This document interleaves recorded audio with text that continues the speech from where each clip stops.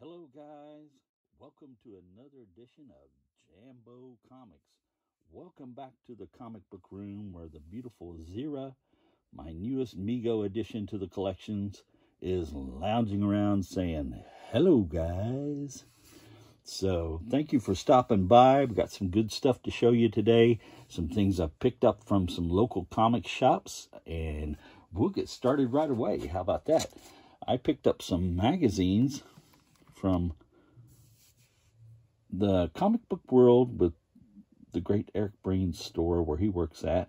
And yeah, this is number 27. This is called Rampage Magazine, and has the Incredible Hulk on the cover there, and also had some X-Men story inside, and some Luke Cage Power Man. This was a British edition that I think was published for Britain by Marvel Comics, and just some great stuff, some good black and white Marvel action inside, all for the measly price of $1. So there you go.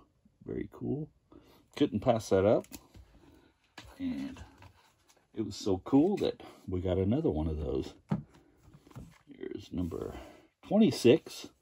And you can see we get $1 for it. Has the X-Men on the cover with some great John Byrne art. And like I said, this one had Hulk and Luke Cage also in it. This is number 26. Some goodness for $1. Never seen those before. So I thought that was the perfect time to grab them up. And also got some Bronze Age stuff like this. Mighty Thor number 203. Some great John Buscema goodness there on the cover. And I don't think I have this one, but yeah, this one had a little tape pull or something right there where somebody was mishandling the comic and got a little crazy with the tape, but that's okay. I'll see if I have it, and if I don't, I'll add this to the collection. Number 203. Good deal. And I don't, maybe this one is a duplicate. Number 82 of Conan, and just couldn't pass up the great cover there. John Buscema and Ernie Chan, goodness there. So, got the Babe fighting Conan there, the Sorceress of the Swamp. So, very cool. Number 82, some Bronze Age goodness there for you. How about that, guys? Yeah. And some more Bronze Age goodness. The Werewolf by Night, number 14. Just like the Mike Ploog cover there. Some great stuff. These were some of my favorite horror comics that Marvel did. Was the Werewolf by Night stories. I just liked them. Very cool. They were told in his perspective, so always enjoyed that. And this one here was in pretty decent shape. It had a tear up here at the top, but some great Mike Ploog art, and the price was right on it also. So, yeah, very cool. I'll take that. And I'm not sure if I have this or not, but I wasn't going to take the chance and leave it there for the price. I think I gave like $3 for that. So this is Supergirl number 5, and some great Bronze Age Supergirl. I think there was only 10 in this run. So yeah, they had a Zatanna backup story in it also, which was really cool and really good. So anytime I can get those, I'll grab them. And if I've got that, that will be a duplicate. And I found this. I thought it was really awesome. I'd kind of been looking for one of these. Didn't have it. And it's a Anthro number 6. And a cat fight on the cover there. Oh, Anthro just sitting back, chowing down, enjoying the scene there. The girls fighting over him, I guess. The marriage of Anthro. So just very cool. I thought it was super funny. And liked the artwork there by Mr. Post. I'm guessing, I don't know the name of the artist, but I know he was on this run here, and this is a really killer cover. It almost looks like Betty and Veronica going at it there, so I thought that was pretty cool. Number 6. Anthro. And I found this, and it was $7, so I picked it up. It was Avengers King Size Special, which was the annual, I guess, Just a great reprint, retelling of stories and stuff there. And it was in pretty nice shape, and it had some great John Buscema artwork on the front there. So I'm not going to say no to that. So I picked it up. Great looking comic. Great addition to the collection there. The Avengers run. This is annual number 3. Yeah. And I got this because I've always liked this run. And kind of like Salvador Dali also. And this one was always a favorite of mine. It was kind of a rip-off of some Salvador Dali paintings and stuff with the clocks and melting clocks and surrealism and stuff like that. So Jim Steranko doing his version of that. I love the skull in the foreground there, and the ground is kind of melting away under Nick Fury there with the clocks and everything in the background. I guess these are the bad guys here. But just very cool. Always loved that cover. This one had one problem. It had a stain down here next to Zira on the front of it there. But all in all, it was pretty nice shape. The stain was on the cover. The rest of the book was okay. So, I don't know, some moisture or somebody spilled something. But all in all, always liked that cover. And I'll probably find a better one day. But this one will be okay for right now. And Nick Fury, Agent of S.H.I.E.L.D. number 7. Couldn't pass it up. And this one here was an upgrade for me.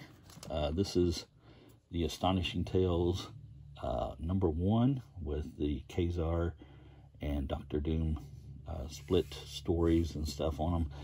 Very cool. Wally Wood doing the Doctor Doom stories there.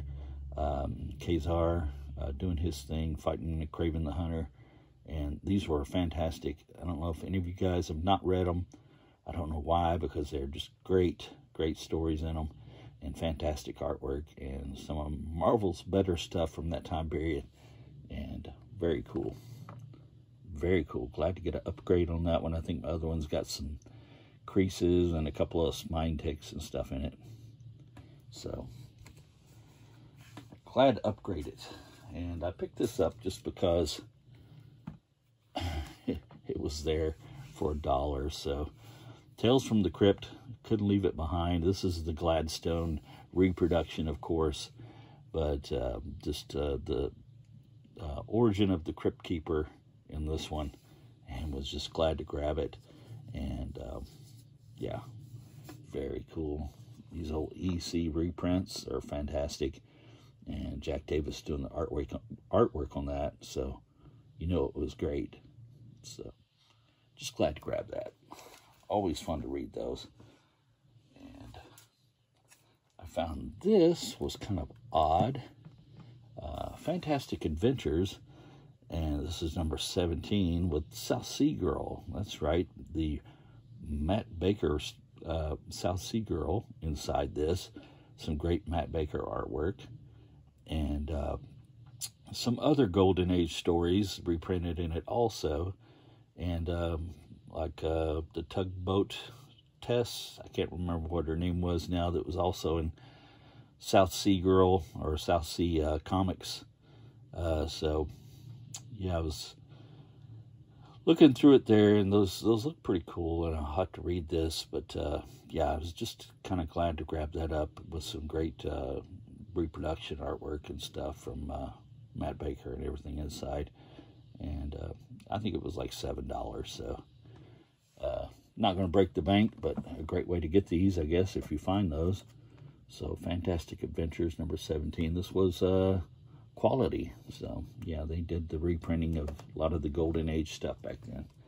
So, could have grabbed that up. $8.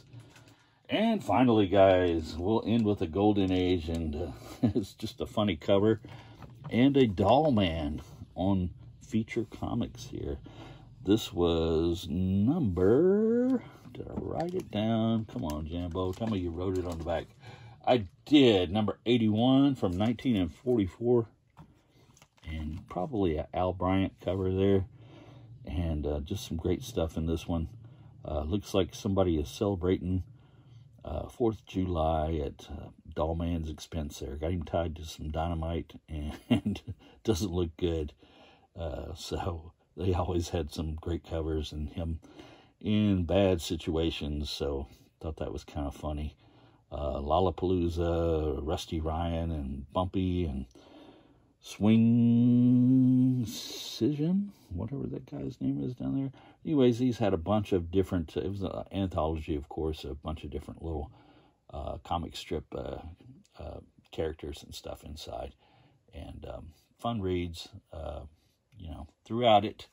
And a lot of these had some great stories in them. I mean, from the Doll Man and stuff like that. So glad to pick this one up. And Feature Comics from 1944.